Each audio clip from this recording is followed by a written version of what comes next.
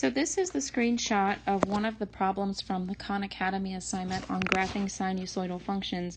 Sinusoidal can be sine or cosine, so again, just pay attention to which trig function you are being asked to approach the graph as.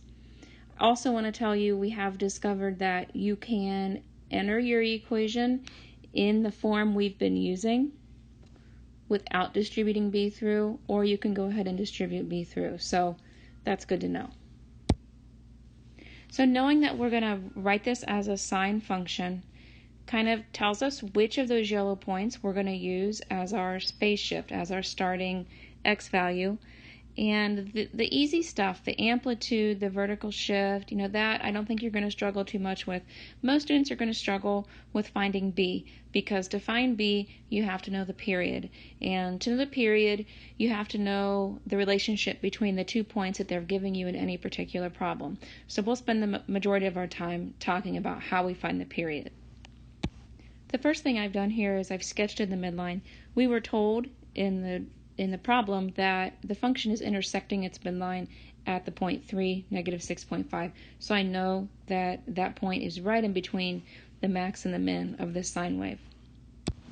Also, since we know we want to write this as a sine function, that means we have to use a point on the midline as our starting point, as our phase shift. We cannot use the point 4, negative 2 if we want to write this as a sine function.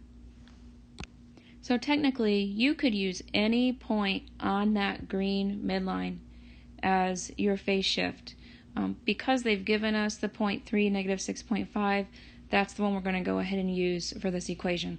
But there are going to be infinitely many correct answers for this problem. Let's start with A, the amplitude. Remember, the amplitude is the distance from the midline to either a max or a min value. So I've sketched that in here. You can see it on the graph. How far apart vertically are those 2 yellow dots? They're 4.5 units apart. Also, notice since if I'm using this as my phase shift, my starting x value, I'm going up, so that means this is going to be a positive sign. If for some reason you would decide to use this as your starting point, notice that that would mean you're traveling down and you'd have to approach this as a negative sign. So A would be negative 4.5. So I'm going to use that. C equals 3 because I'm going to call that my starting point. Oh, and look, I did it again. Out of habit. I'm going to call that H, like our text is calling it. So H equals 3. Now notice I'm skipping over B. I'm going to come back to that one. Let's go ahead and look at D. So D, or K as our text is calling it, is just going to represent the vertical shift. It's going to come directly from your midline. So you just look here, the midline is down there at negative 6.5, so K is going to be negative 6.5. Swapped out my colors there to be consistent, so we can see that midline is what helps us determine K. So let's talk about B. B is related to the period. So to find B, we have to know the period of the function. So if we think about one full cycle would come up, come back down, go to a low point and come up. So we know it's stopping somewhere around in here, but we don't want to have to guess. So we're going to have to use the 2 points that are given to us to find the exact value of the period. What we do know for sure is when we travel from a point on the midline, such as this one, when we travel from there to our first extreme value, which is up here, we've traveled a quarter of the cycle.